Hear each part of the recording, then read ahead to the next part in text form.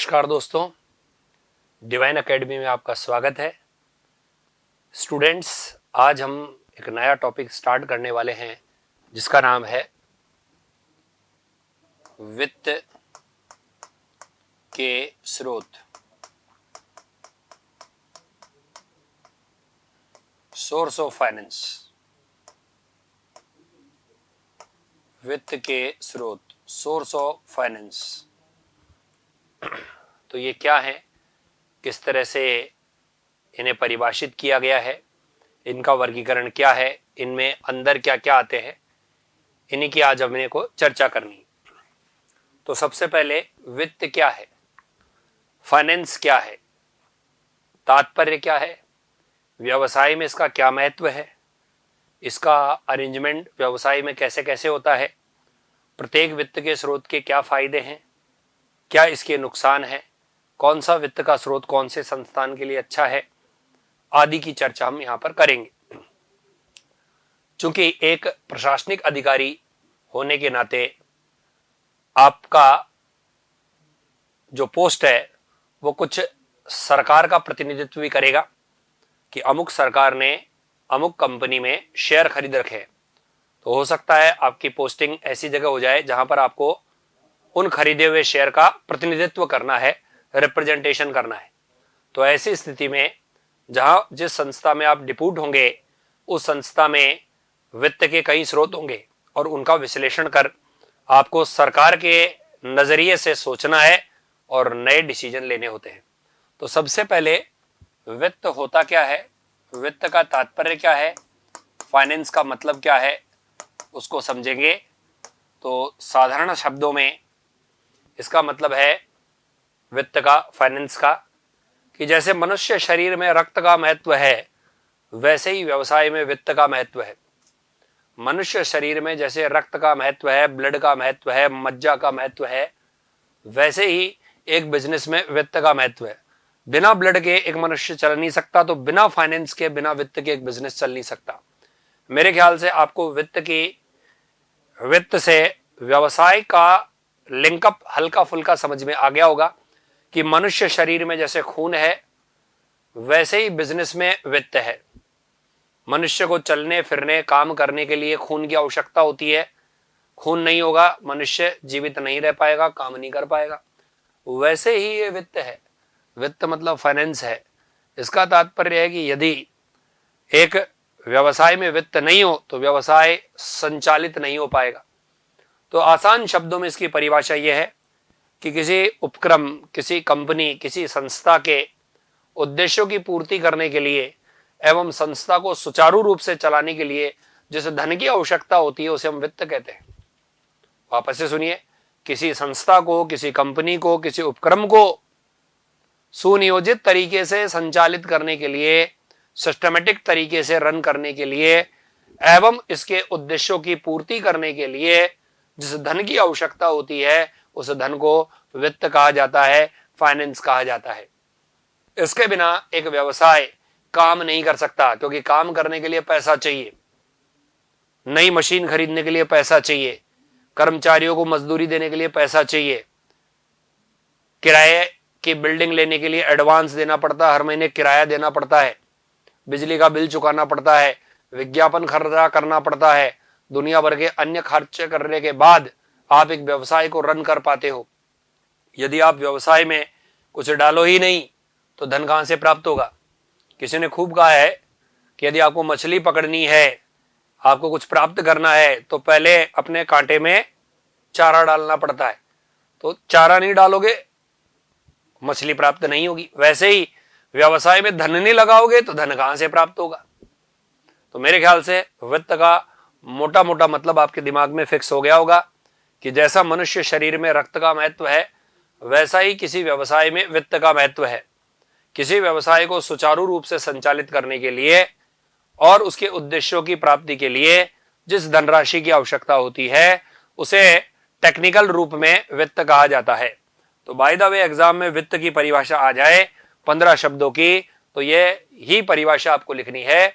किसी व्यवसाय को सुनियोजित ढंग से संचालित करने के लिए एज वेल एज इसके उद्देश्यों की प्राप्ति के लिए जिस धनराशि की जरूरत होती है उस धनराशि को हम वित्त कहते हैं। तो इस परिभाषा को हम नोट कर लेते हैं। देखिए, किसी व्यवसाय, संगठन, उपक्रम, कंपनी को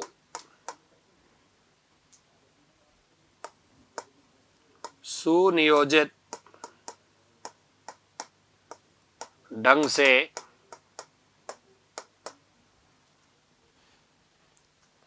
संचालित करने के लिए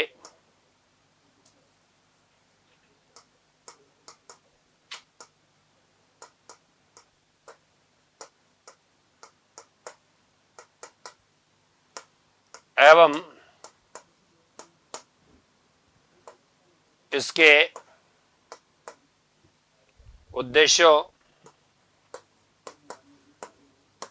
उद्देश्यों ऑब्लिक लक्ष्यों की प्राप्ति के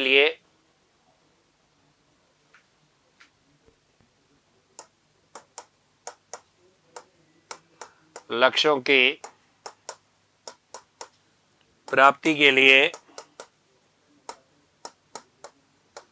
जिस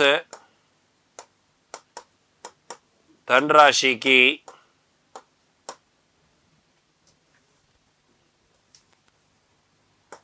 आवश्यकता होती है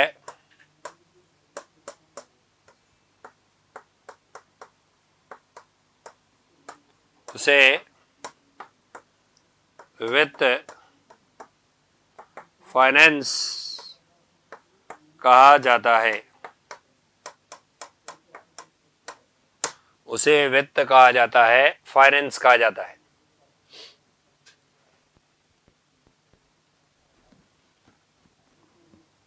जिस प्रकार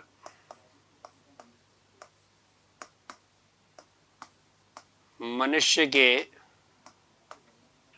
शरीर में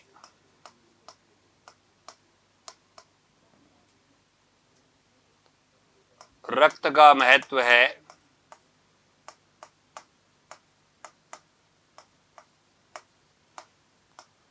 उसी तरह व्यवसाय में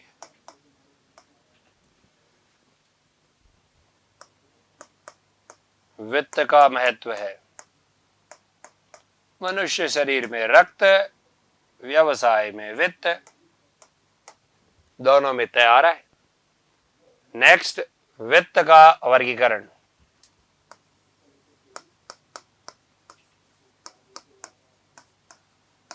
क्लासिफिकेशन ऑफ फाइनेंस।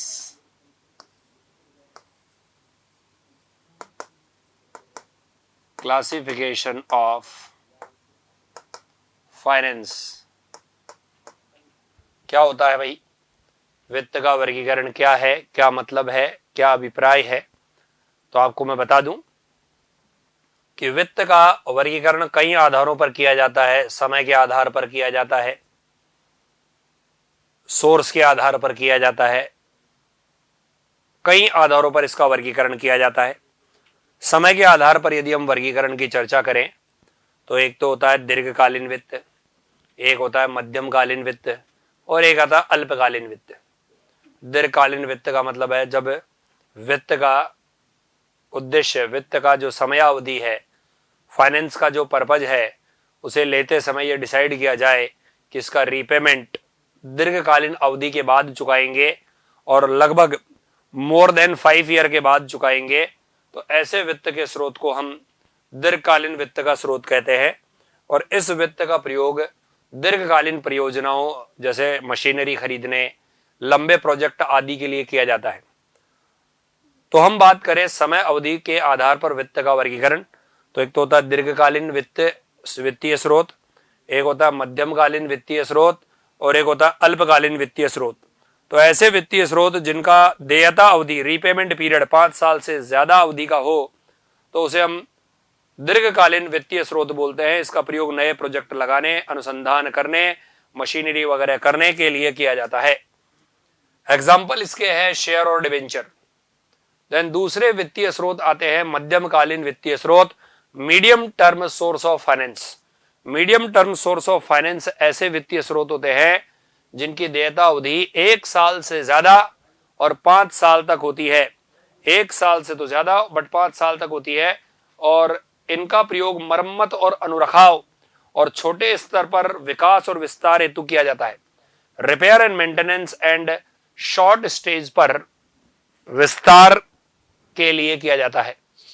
इसके अंतर्गत जो मुख्य रूप से वित्तीय स्रोत आते हैं उसमें पब्लिक डिपॉजिट्स आती है। अब ये क्या होती है शेयर, क्या होता है डिबेंचर, क्या होती है पब्लिक डिपॉजिट, इसकी हम स्टडी करेंगे। तो पब्लिक डिपॉजिट या मध्यमकालीन बैंक लोन इसी में आता है। देन होता है short term source of finance. Short term source of finance का मतलब है ऐसे वित्तीय स्रोत जिनकी देयता अवधि लेस देन 1 ईयर हो, 1 साल से भी छोटी अवधि के लिए जब वित्तीय स्रोतों का उपयोग किया जा रहा है तो उसे हम short term source of finance बोलते हैं, अल्पकालीन वित्तीय स्रोत बोलते हैं। अब ये जो अल्पकालीन वित्तीय स्रोत होते हैं इनका जो कार्य अवधि होती है, इनकी जो रिपेमेंट पीरियड होता है, ये तो हमने देख लिया 1 वर्ष से कम अवधि का होता है। अब अगली चर्चा जो है वो ये है कि इनका उपयोग कहां किया जाता है। तो ये कार्यशील पूंजी में काम में आते हैं, वर्किंग कैपिटल में इनका प्रयोग किया जाता है, और इनकी सहायता से बिजनेस में तरलता की स्थापना हो पाती है, लिक्विडिटी मेंटेन रह पाती है। यानी ये कार्यशील पूंजी। अब कार्यशील पूंजी क्या है, ये भी आपके कोर्स का भाग है। आप इसको में इतना समझिए, डे टू डे के खर्चे निपटाने में ये वित्तीय स्रोत काम आते हैं। इससे बिजनेस में लिक्विडिटी मेंटेन रह पाती है। दिन प्रतिदिन के खर्चे, वेतन वगैरह चुकाना, बिजली का बिल वगैरह चुकाना, स्टेशनरी के खर्चे चुकाना, ट्रेवलिंग के खर्चे चुकाना, बीमा फीमा के खर्चे चुकाना, तो दिन प्रतिदिन के खर्चे निपटाने में ये वित्तीय स्रोत काम में आते हैं। और इसमें एग्जाम्पल है ट्रेड क्रेडिट या बैंक ओवरड्राफ्ट। तो ये हमने वर्गीकरण पढ़ा और उस वर्गीकरण का नाम है समय अवधि के आधार पर वित्तीय स्रोत। तो 3 तरह के स्रोत हम देखेंगे, दीर्घकालीन, मध्यमकालीन और अल्पकालीन। दीर्घकालीन का उपयोग नया प्रोजेक्ट लगाने में, अनुसंधान और विकास करने में किया जाता है। मध्यमकालीन वित्तीय स्रोत का प्रयोग रिपेयर एंड मेंटेनेंस और मीडियम टर्म का एक्सपांशन वगैरह मध्यमकालीन एक्सपांशन करने के लिए किया जाता है। रिपेयर एंड मेंटेनेंस इसका मुख्य होगा। मध्यमकालीन छोटे स्तर का विकास और विस्तार करने के लिए किया जाता है। जबकि अल्पकालीन वित्तीय स्रोत का प्रयोग आप करते हैं डे टू डे की गतिविधियों को निपटाने में, और इससे व्यवसाय में तरलता की स्थापना हो पाती है। दीर्घकालीन के स्रोत हमने शेयर और डिबेंचर पढ़े। मध्यमकालीन के वित्तीय स्रोत हमने पब्लिक डिपॉजिट और मध्यमकालीन बैंक लोन पढ़ा। और अल्पकालीन वित्तीय स्रोत में हमने bank overdraft and trade credit वगैरह पढ़े। तो 1 बाय 1 इनकी स्टडी करते हैं, चर्चा करते हैं और समझते हैं।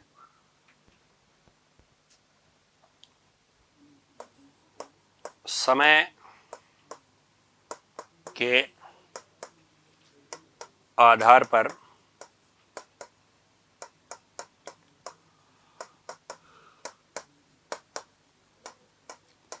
वित्त का वर्गीकरण।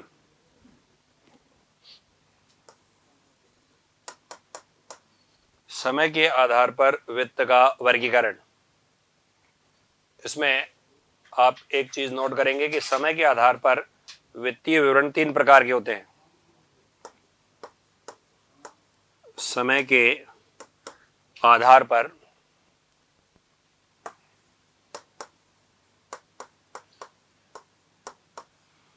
वित्तीय स्रोतों को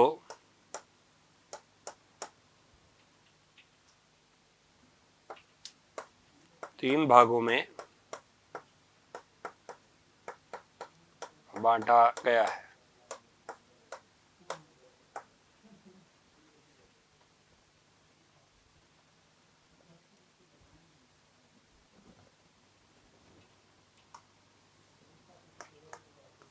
दीर्घकालीन वित्तीय स्रोत,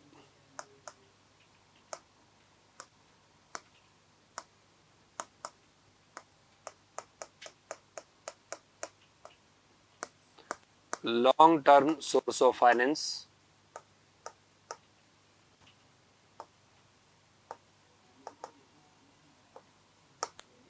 देन मीडियम टर्म मध्यम कालीन वित्तीय स्रोत,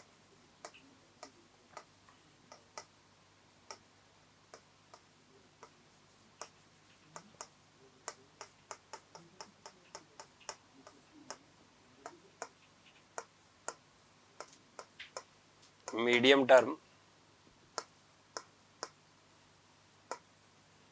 source of finance,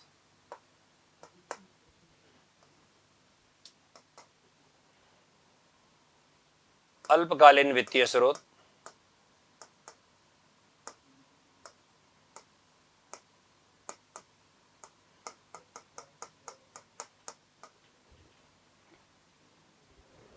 short term source of finance,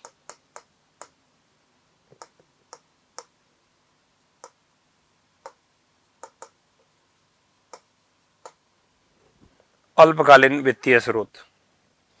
one by one हम इनकी डिटेलिंग पढ़ेंगे। सबसे पहले दीर्घकालीन वित्तीय स्रोत,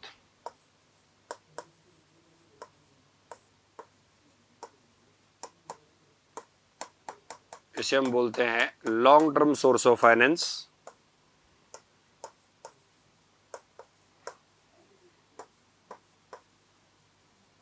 क्या होते हैं long term source of finance? दीर्घकालीन वित्तीय स्रोत क्या होते हैं कि जब वित्तीय स्रोत की देयता अवधि 5 वर्ष से अधिक अवधि की हो तो इसे दीर्घकालीन वित्तीय स्रोत कहते हैं। जब वित्तीय स्रोत की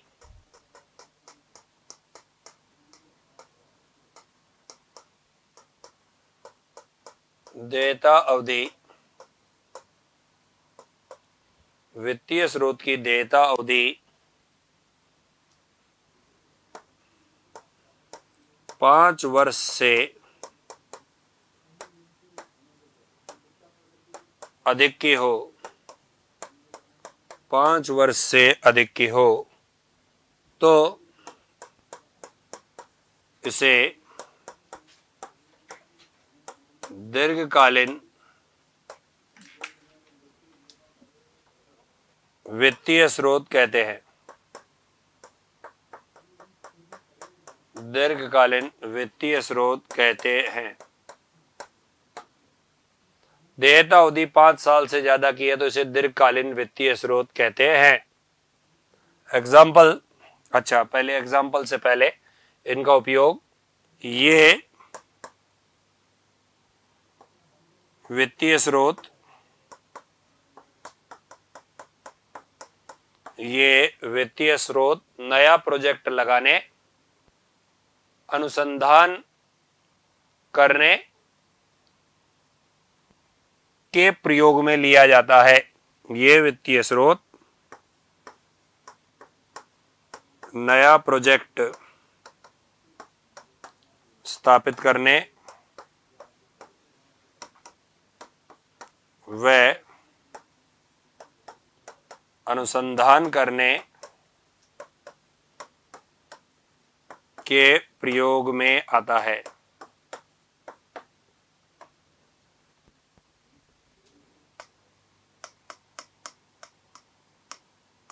के प्रयोग में आता है। एग्जाम्पल, अंश, शेयर, ऋण पत्र, डिबेंचर।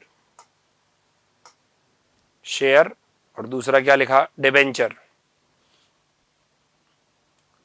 दूसरा है मध्यमकालीन वित्तीय स्रोत।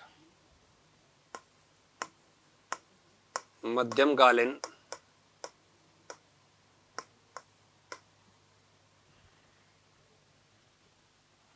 वित्तीय स्रोत,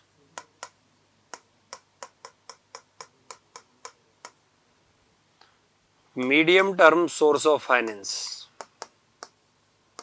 medium term source of finance. Medium term source of finance, इसका मतलब क्या है मध्यमकालीन वित्तीय स्रोत क्या है, medium term source of finance क्या है, कि जब वित्तीय स्रोत की देयता अवधि, वित्तीय स्रोत की देयता अवधि 1 वर्ष से अधिक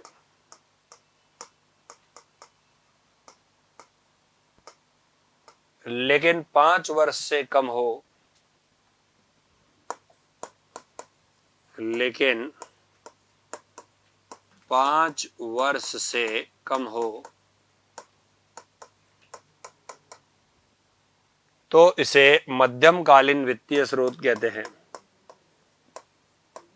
तो इसे मध्यमकालीन वित्तीय स्रोत कहते हैं। Medium term source of finance कहते हैं।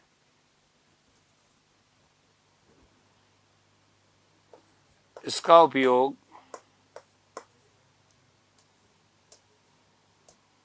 इस वित्त का प्रयोग या इन स्रोतों से प्राप्त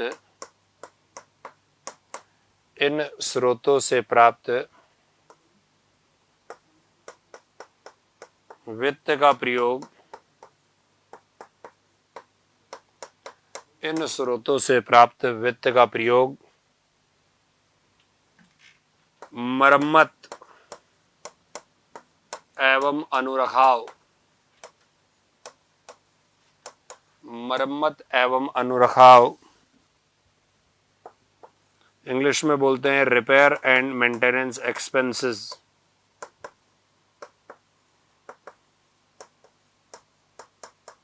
रिपेयर एवं मेंटेनेंस एक्सपेंसेस मध्यमकालीन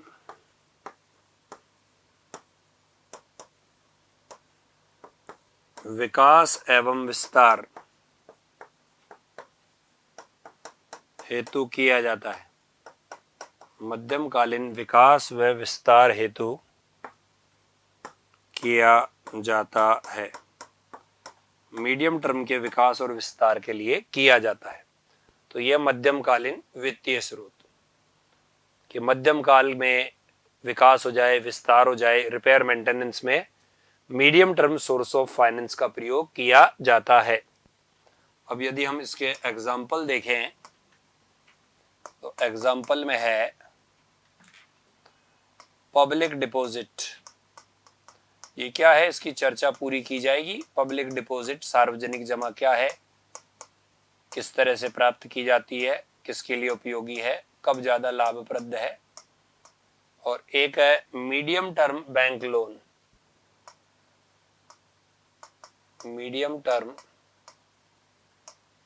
बैंक लोन, मध्यमकालीन बैंक लोन।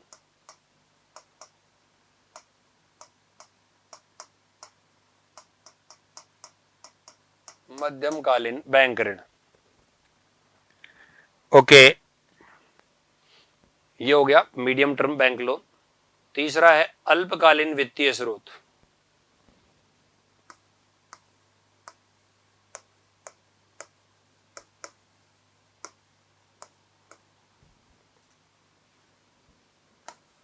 अल्पकालीन वित्तीय स्रोत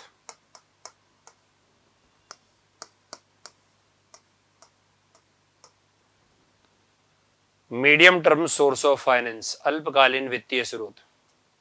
तो अल्पकालीन वित्तीय स्रोत का तात्पर्य है कि जिसकी जो देयता अवधि है वो 1 साल के अंदर अंदर हो, जिसका रीपेमेंट पीरियड 1 साल के अंदर अंदर हो, उसे अल्पकालीन वित्तीय स्रोत कहेंगे।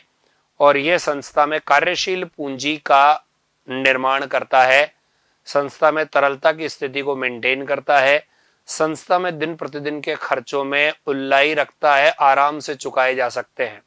तो ऐसे वित्तीय स्रोत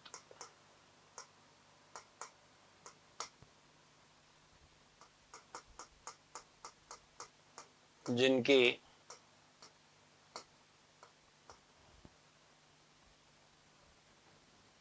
देयता अवधि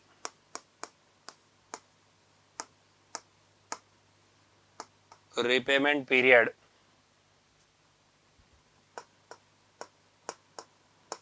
1 साल के भीतर हो,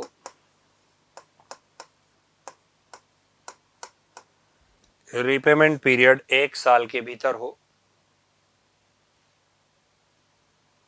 आगे उसे अल्पकालीन वित्तीय स्रोत कहते हैं।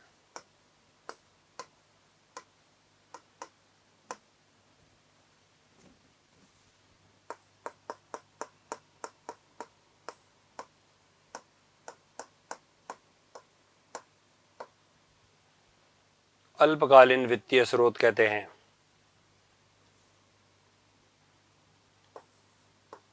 इन स्रोतों से प्राप्त धन का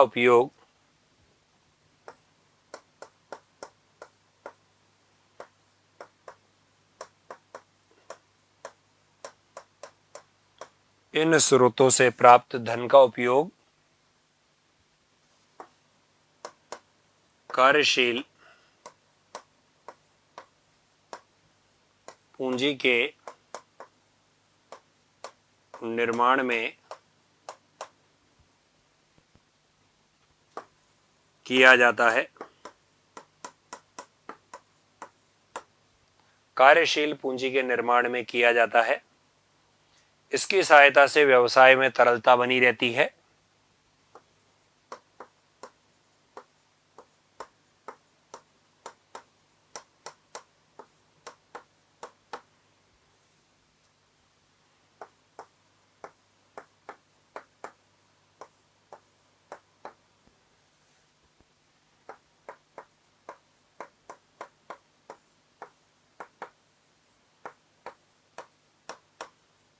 व्यवसाय में लिक्विडिटी मेंटेन रहती है, तरलता बनी रहती है। आगे और दिन प्रतिदिन के कार्य बड़ी आसानी से हो पाते हैं।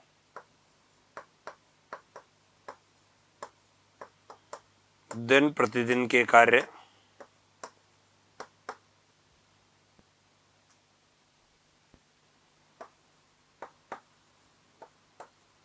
बड़ी आसानी से हो पाते हैं। डे टू डे के काम बड़ी आसानी से हो पाते हैं।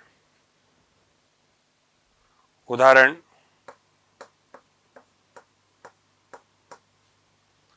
एग्जाम्पल,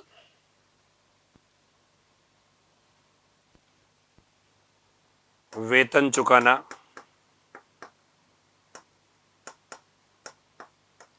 विद्युत खर्चे चुकाना,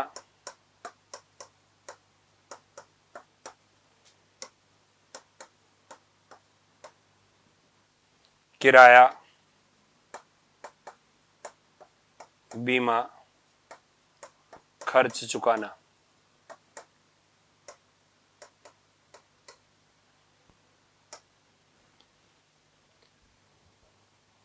अल्पकालीन वित्तीय स्रोतों के उदाहरण। अल्पकालीन वित्तीय स्रोतों के उदाहरण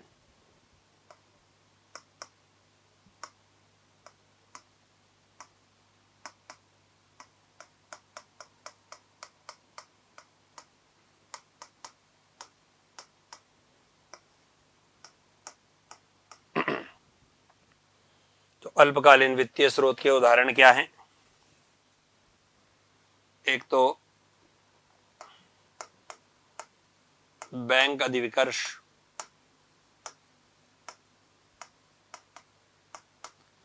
जिसे हम बोलते हैं बैंक ओवरड्राफ्ट।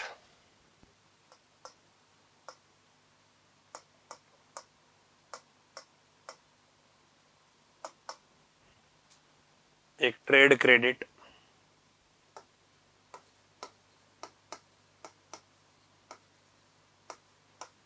व्यापारिक साख, ट्रेड क्रेडिट।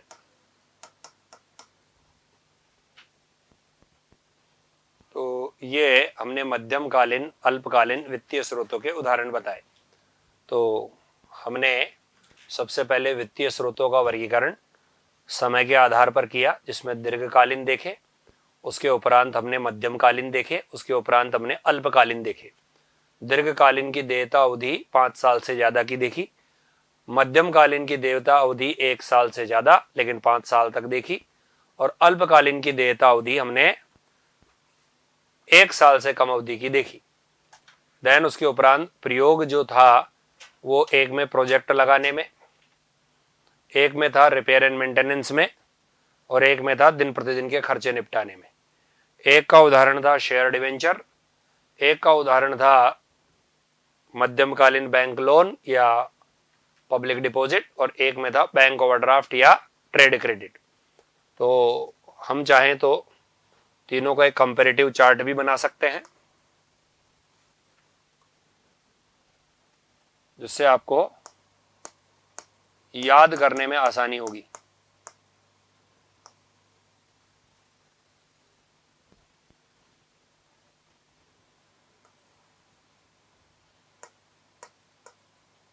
दीर्घकालीन,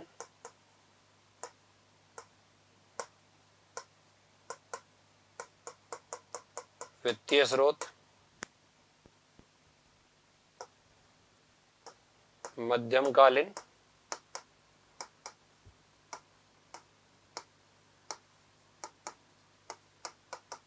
वित्तीय स्रोत, अल्पकालीन,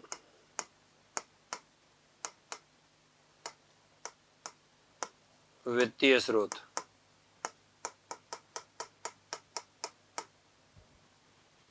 दीर्घकालीन, मध्यमकालीन और अल्पकालीन वित्तीय स्रोत।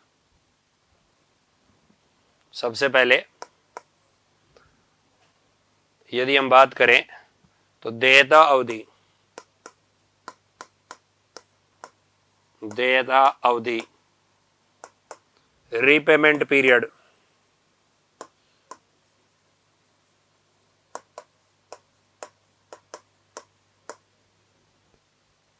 तो यहां पर 5 वर्ष से ज्यादा, यहां 1 वर्ष से ज्यादा,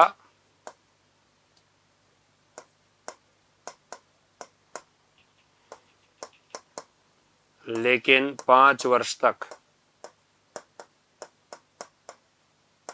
और यहां 5 वर्ष से ज्यादा।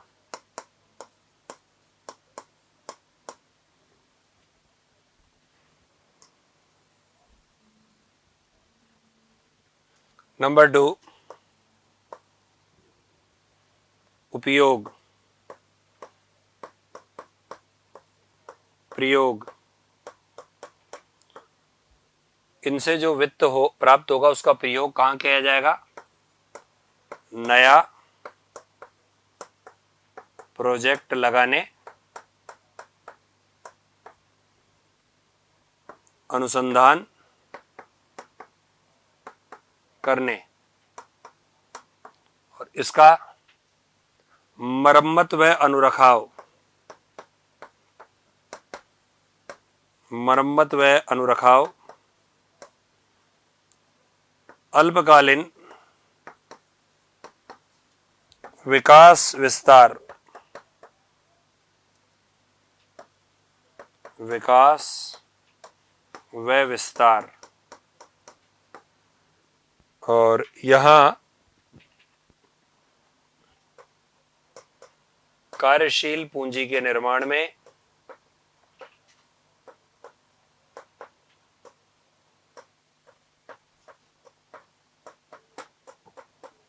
तरलता बनाए रखने में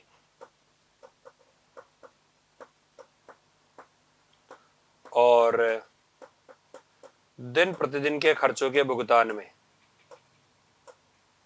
दिन प्रतिदिन के खर्चों के भुगतान में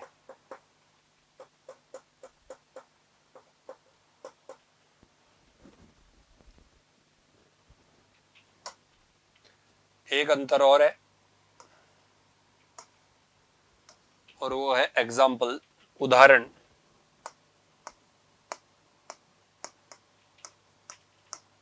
तो यहां पर जो उदाहरण थे वो थे शेयर, डिबेंचर, अंश, ऋणपत्र। यहां पर जो उदाहरण है वो हैं पब्लिक डिपॉजिट, सार्वजनिक जमा,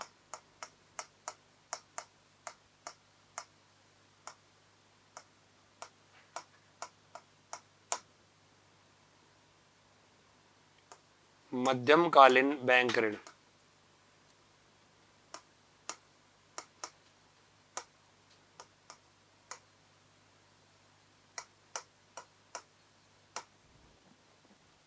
और यहां के उदाहरण है ट्रेड क्रेडिट,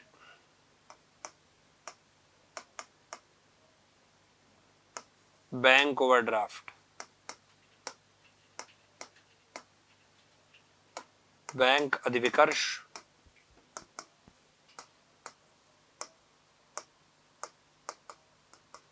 व्यापार शाख। क्या होता है ये भी चर्चा करेंगे। व्यापार शाख किसे कहते हैं, ट्रेड क्रेडिट किसे कहते हैं, सबकी चर्चा है। तो ये हमने समय के आधार पर अच्छी तरह से वित्त को समझ लिया। देन अगला वर्गीकरण है स्वामित्व के आधार पर वित्त का वर्गीकरण।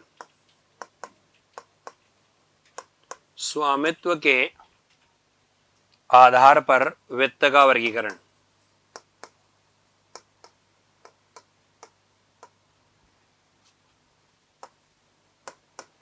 स्वामित्व के आधार पर वित्त का वर्गीकरण।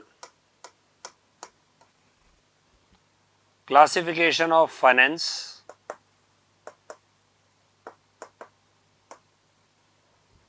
on the basis of ownership।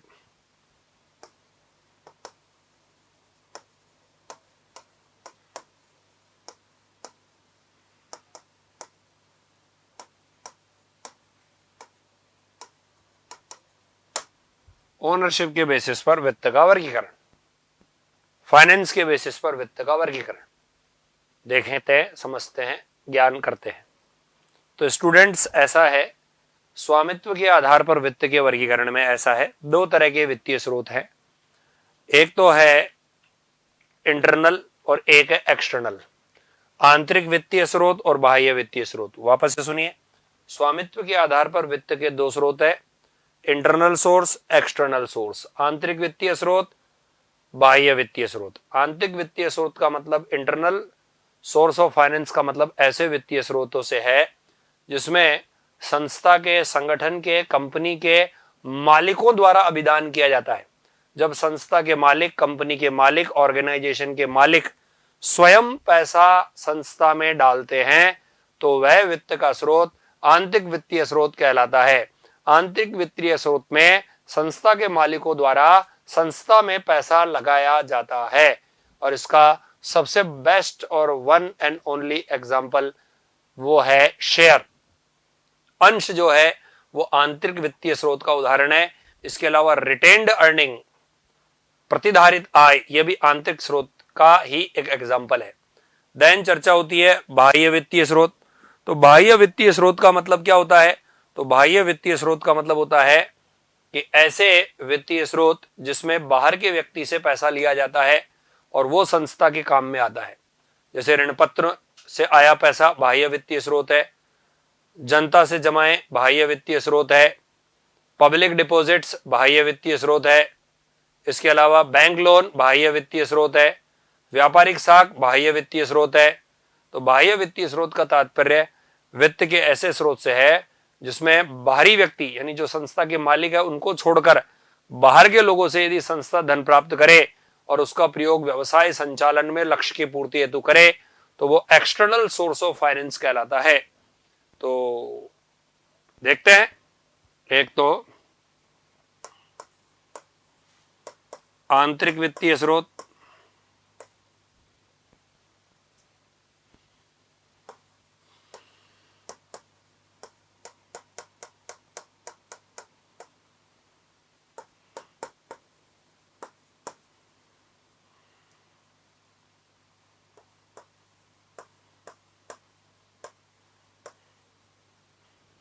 Internal source of finance,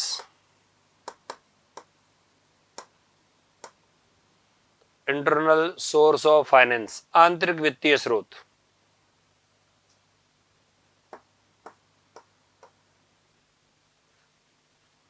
क्या होता है आंतरिक वित्तीय स्रोत? चर्चा करते हैं। जब संस्था, संगठन, उपक्रम, संस्था, संगठन, उपक्रम अथवा कंपनी के संस्था, संगठन, उपक्रम अथवा कंपनी के स्वामी द्वारा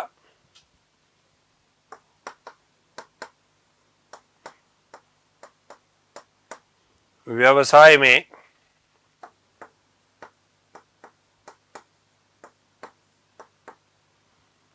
वित्त की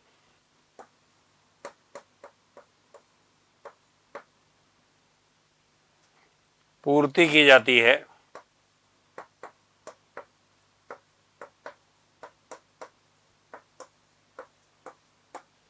वित्त की पूर्ति की जाती है, तो यह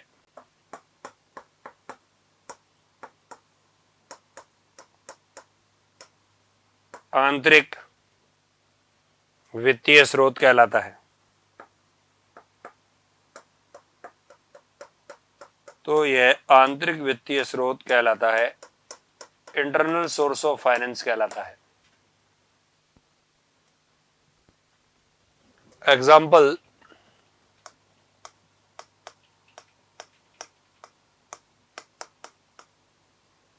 कंपनी की दशा में शेयर,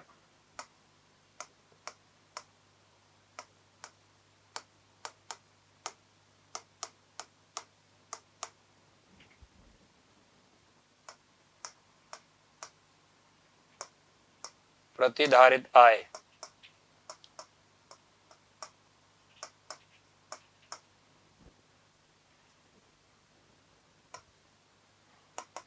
रिटेन्ड अर्निंग,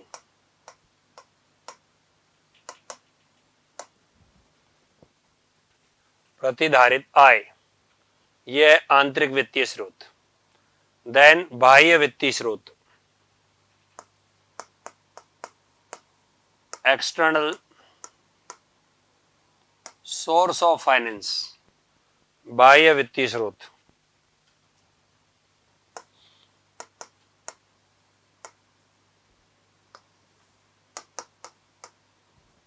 जब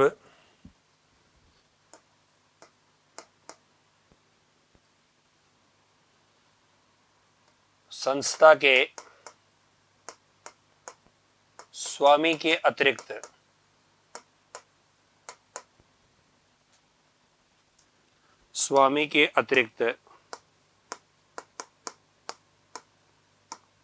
अन्य लोगों से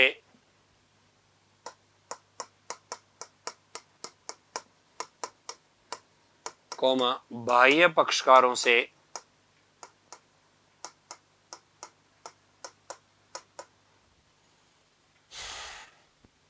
संस्था के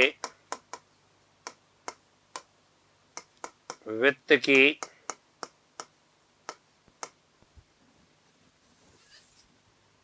आपूर्ति की जाती है,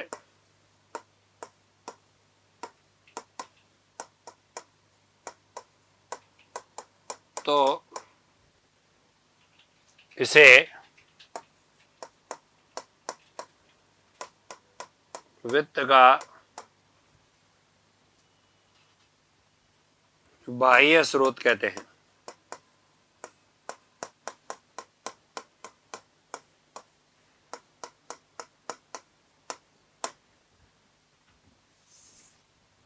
एग्जाम्पल, डिबेंचर, ऋण पत्र,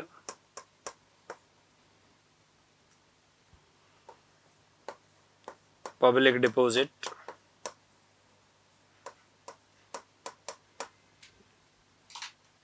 सार्वजनिक जमा,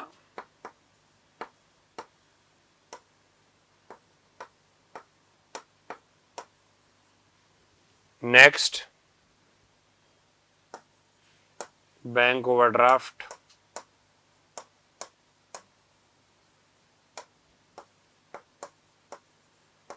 बैंक अधिविकर्ष,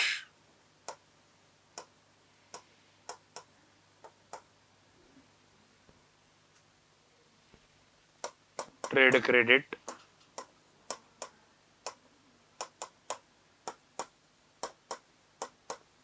व्यापारिक साख, लीज, पट्टा,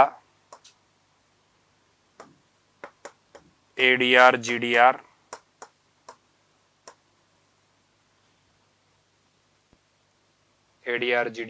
एवं अन्य। तो इनकी अध्ययन हम 1 बाय 1 करेंगे। तो हमने देखा स्वामित्व के आधार पर दो तरह के वित्तीय स्रोत हैं, एक का नाम है आंतरिक, एक का नाम है बाह्य। जब संस्था के स्वामी ही अभिदान करे तो वो आंतरिक है, और स्वामियों के अलावा अन्य किसी स्रोत से अभिदान आए तो वो बाह्य है। जब स्वामी अभिदान करे तो इसके अंतर्गत हमने शेयर देखा, प्रतिधारित अर्जन देखा, और बाह्य स्रोत में हमने डिबेंचर देखा, बैंक ओवरड्राफ्ट देखा, इसके अलावा ADR, GDR, lease, trade credit वगैरह वगैरह हमने देखे। तो ये दो वित्तीय स्रोत हो गए, आंतरिक और बाह्य। अब हम आगे इसकी चर्चा करते हैं 1 बाय 1 ये क्या क्या है। तो सबसे पहले शेयर।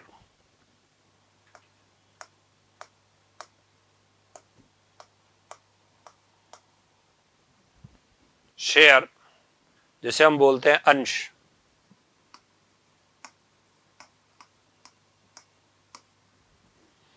अंश किसे कहते हैं, अंश की परिभाषा क्या है, तात्पर्य क्या है, किस तरह से ये काम करता है, आंतरिक है या बाह्य, इसकी चर्चा करते हैं। तो शेयर की परिभाषा एक बार आरएएस मेंस 2021 में आ चुकी है। परिभाषा कुछ इस तरह से पूछी गई थी, साधारण अंश से आपका क्या तात्पर्य है, 15 शब्दों का लिखना था, 2 नंबर का था। तो अंश क्या होता है, कितने प्रकार का होता है, कौन सा वित्तीय स्रोत है, इसकी चर्चा करते हैं। तो अंश की परिभाषा है कि कंपनी की पूंजी का सबसे छोटा और अविभाज्य भाग अंश कहलाता है। कंपनी की कैपिटल का सबसे छोटा और अविभाजित भाग अंश कहलाता है, शेयर कहलाता है। जैसे एकल व्यवसाय में मालिक एक होता है और वो धन लगाता है, पैसा लगाता है, वैसे ही जो कंपनी स्वरूप में व्यवसाय किया जाता है उसमें मालिक खूब सारे होते हैं, और वे खूब सारे मालिक अपनी क्षमता के अनुसार व्यवसाय में धन लगाते हैं। तो किस मालिक का व्यवसाय में कितना प्रतिशत होल्ड है उसका निर्धारण अंश द्वारा किया जाता है। फॉर एग्जाम्पल, मैं अपने कुछ दोस्तों, यारों, रिश्तेदारों के साथ में एक व्यवसाय करना चाहता हूं, सभी उस व्यवसाय में पैसा लगाना चाहते हैं, तो मैंने उनको आमंत्रित किया कि आओ और इस बिजनेस में पैसा लगाओ। टोटल पैसा इकट्ठा हो गया 50 लाख। अब इस 50 लाख में एक व्यक्ति का हिस्सा 10 लाख था, दूसरे का हिस्सा 1 लाख था, तीसरे का हिस्सा 2 लाख था, किसी का हिस्सा 5 लाख था, किसी का हिस्सा 20 लाख था। तो होगा क्या कि सबका होल्डिंग उसमें अलग अलग होगा। अतः इसको डिफाइन करने के लिए हमने इस 50 लाख की पूंजी को शेयर्स में डिवाइड कर दिया। फॉर एग्जाम्पल, एक शेयर 1 रुपए का। अब हर एक रिश्तेदार, दोस्त, मित्र से पूछ लिया कि भाई तू कितने शेयर खरीदना चाहता है, तो कितना पैसा डालना चाहता है। जैसे मेरे एक रिश्तेदार ने बोला मैं 1 लाख शेयर खरीदना चाहता हूं, तो हम कहेंगे ला 1 लाख रुपए, और 1 लाख रुपए के सर्टिफिकेट उसको बना के दे दिए कि हाँ तूने इस कंपनी में 1 लाख रुपए दिए, अतः तेरे को 1 लाख अंश का अधिकार दिया जाता है। तो अंश का मतलब कुछ चीज नहीं है कि ये अंश है, एक सर्टिफिकेट में दे दिया कि हाँ साहब आपने इस कंपनी के 1 लाख अधिकार खरीदे हैं, 1 लाख अंश खरीदे।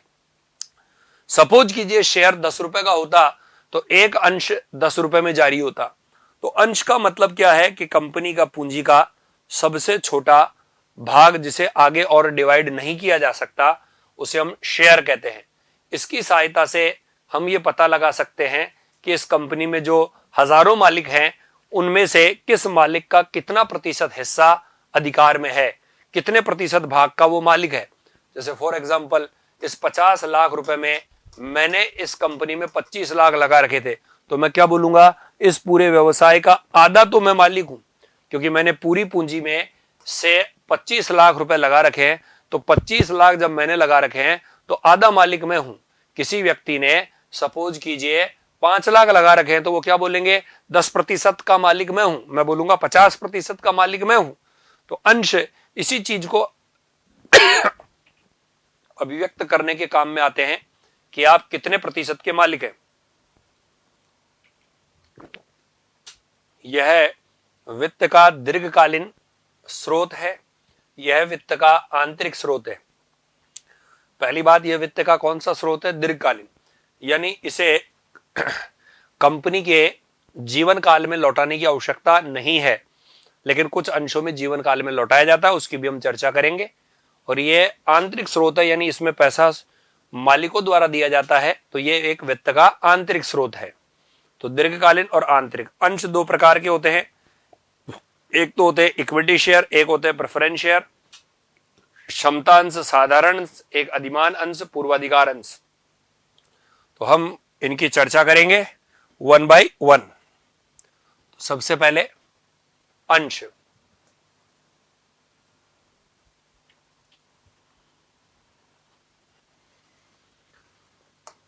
कंपनी की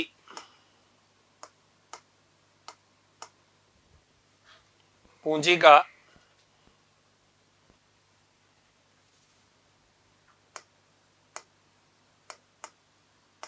सबसे छोटा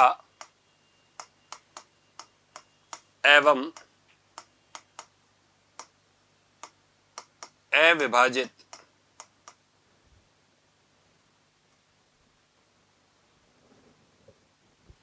भाग अंश कहलाता है।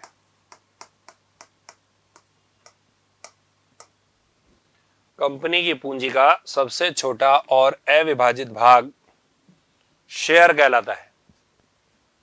सबसे छोटा और अविभाजित भाग, अनडिविजिबल पार्ट, शेयर कहलाता है।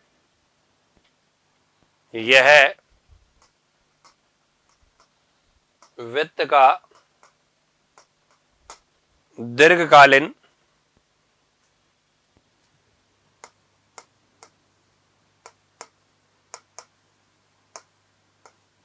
एवं आंतरिक स्रोत है।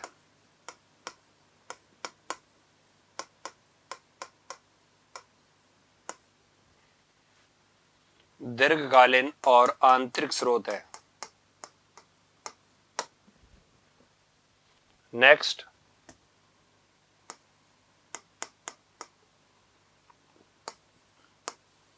अंश को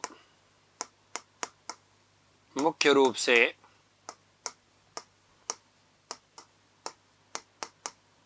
दो भागों में बांटा जाता है।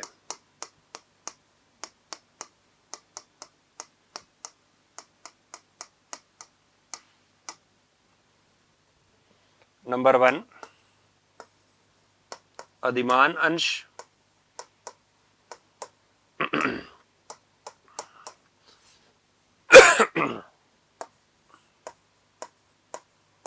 पूर्वाधिकार अंश।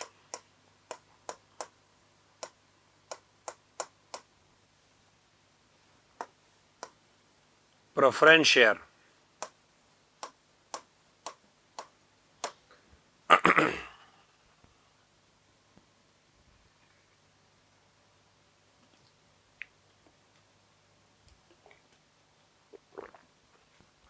Number 2,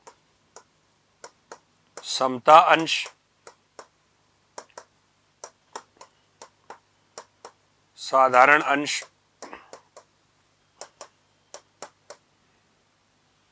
equity shares. Ordinary shares. तो ये दो प्रकार के अंश है। तो कंपनी की पूंजी का सबसे छोटा और अविभाजित भाग अंश कहलाता है। ये वित्त का दीर्घकालीन long term and internal source है। अंश को मुख्यतः दो भागों में बांटा जाता है, प्रेफरेंस शेयर और इक्विटी शेयर। इन्हें पूर्वाधिकार अंश एवं साधारण अंश भी कहते हैं। तो स्टूडेंट्स, जो आज हमने पढ़ा उसकी चर्चा करते हैं। सबसे पहले हमने स्टार्ट किया वित्त के स्रोत के बारे में, सोर्स ऑफ फाइनेंस के बारे में। वित्त का मतलब क्या है? तो वित्त का मतलब है कि कंपनी की, संस्था की ब्लड को ही हम वित्त कहते हैं। इसको चलाने के लिए, इसके उद्देश्यों की पूर्ति करने के लिए जो पैसे की आवश्यकता होती है, उस धनराशि को ही हम वित्त की संज्ञा देते हैं। फिर हमने चर्चा की वित्त के वर्गीकरण की, और वित्त के वर्गीकरण में हमने ये बताया कि समय के आधार पर वित्त स्रोतों को तीन भागों में बांटा जाता है, long term, medium term, short term. फिर हमने चर्चा की कि लॉन्ग टर्म वित्तीय स्रोत में ऐसे वित्तीय स्रोत आते हैं जिनका रीपेमेंट पीरियड 5 साल से ज्यादा का है, और इनके द्वारा प्राप्त धन का प्रयोग प्रोजेक्ट लगाने में या अनुसंधान करने में किया जाता है। एग्जाम्पल शेयर, डिबेंचर देखे। फिर मध्यमकालीन वित्तीय स्रोतों में देखा कि जब वित्तीय स्रोत का रीपेमेंट पीरियड 1 साल से ज्यादा लेकिन 5 साल के अंदर अंदर हो, तो ये medium term source of finance है। इनका प्रयोग रिपेयर एंड मेंटेनेंस और मध्यमकालीन या अल्पकालीन विकास और विस्तार हेतु किया जाता है। पब्लिक डिपॉजिट और मीडियम टर्म बैंक लोन इसके उदाहरण देखे। फिर अल्पकालीन वित्तीय स्रोत में हमने देखा कि ऐसा वित्तीय स्रोत जिसका पेमेंट पीरियड 1 साल के अंदर अंदर हो, तो वो short term source of finance है। इसका उपयोग कार्यशील पूंजी, डे टू डे के खर्चे निपटाने में, इससे बिजनेस की तरलता रहती है। सैलरी चुकाना, किराया चुकाना, बिजली का खर्चा चुकाना, बीमा खर्चा चुकाना, उसमें यह प्रयोग होता है। एग्जाम्पल हमने देखा इसका व्यापारिक साख और बैंक ओवरड्राफ्ट। फिर हमने एक टेबल के द्वारा भी इन्हीं जो बिंदुओं को समझाया ताकि तुलनात्मक अध्ययन हो सके। 50 शब्दों में दिया जाए कि दीर्घकालीन और अल्पकालीन या अल्पकालीन या मध्यमकालीन में अंतर लिखो, तो आप इसकी सहायता से अंतर लिख सकते हो कि इनकी देयता अवधि, इनका उपयोग और इनके उदाहरण क्या क्या है। फिर हमने अगला पॉइंट स्टार्ट किया, स्वामित्व के आधार पर वर्गीकरण। तो स्वामित्व के आधार पर वित्तीय स्रोत दो प्रकार के देखे। एक तो देखा इंटरनल और एक देखा एक्सटर्नल। जब मालिकों के द्वारा ही पैसे का प्रबंध किया जाए, इंटरनल, और जब मालिकों के अलावा बाहरी आदमियों से प्रबंध हो तो बाह्य। इंटरनल सोर्स के अंदर शेयर और डिबेंचर आते हैं। इंटरनल में शेयर और प्रतिधारित आय आती है, जबकि बाह्य वित्तीय स्रोत के अंतर्गत आपके बैंक ओवरड्राफ्ट है, डिबेंचर है, बैंक लोन है, ट्रेड क्रेडिट है, एडीआर, जीडीआर, पट्टे फट्टे, ये सब आते हैं। फिर हमने 1 बाय 1 इनको पढ़ना स्टार्ट किया। सबसे पहले हमने शेयर से स्टार्ट किया कि शेयर का मतलब क्या है। तो कंपनी की पूंजी का सबसे छोटा और अविभाजित भाग, जिसे आगे और डिवाइड ना किया जा सके, उसे हम शेयर कहते हैं। यानी एकल व्यवसाय में पूंजी किसी एक व्यक्ति की होती है, पार्टनरशिप में लगाई गई पूंजी 2 या 2 से ज्यादा व्यक्ति की होती है, लेकिन कंपनी में तो हजारों लाखों आदमी पैसे डालते हैं। तो उनको इस बात का प्रमाण देने के लिए, जैसे आप बैंक में पैसे जमा कराते हो तो आपको एफडीआर मिलती है, हार्ड कॉपी में लिखा रहता है कि 1 लाख रुपए बैंक में जमा किए, ब्याज की रेट ये है और इतने दिन बाद इतने रुपए वापस मिल जाएंगे। वैसे ही जो आदमी कंपनी में पैसा लगा रहा है, तो उसे इस बात का एक्नॉलेजमेंट रिसिप्ट चाहिए कि उसने कितना पैसा लगाया, कितने पार्ट के अंश उसने खरीदे। तो बस यही अंश है कंपनी की पूंजी का सबसे छोटा और अविभाजित भाग, अंश कहलाता है। देन हमने चर्चा की कि यह वित्त का दीर्घकालीन और आंतरिक स्रोत है, और शेयर को मुख्य रूप से 2 भागों में बांटा जाता है, एक तो प्रेफरेंस शेयर और एक इक्विटी शेयर। प्रेफरेंस शेयर को हिंदी में अधिमान अंश या पूर्वाधिकार अंश कहते हैं, और इक्विटी शेयर को हिंदी में समता अंश या साधारण अंश कहते हैं। स्टूडेंट, नेक्स्ट क्लास में हम प्रेफरेंस शेयर क्या है, इसमें कौन कौन से प्रकार आते हैं, अधिमान अंश क्या है और इसमें कौन कौन से प्रकार आते हैं कि हम चर्चा करेंगे। Thank you very much.